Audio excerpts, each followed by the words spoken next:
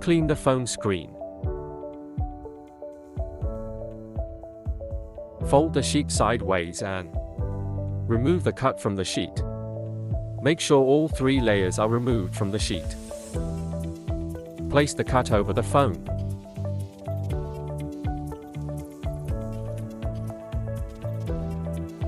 Check if the alignment is correct.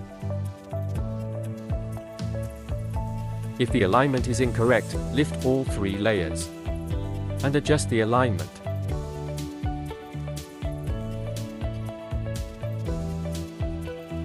If the alignment is correct, holding onto the marked sticker, lift the hydrogel from the vertical side to the midpoint and gently push the bottom layer outward using the squeegee.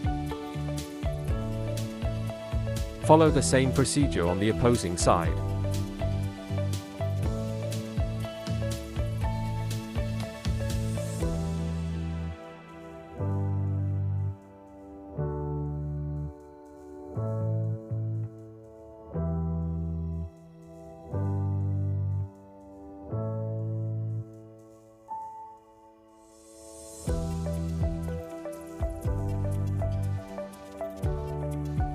Remove the top layer, leaving the hydrogel on the phone.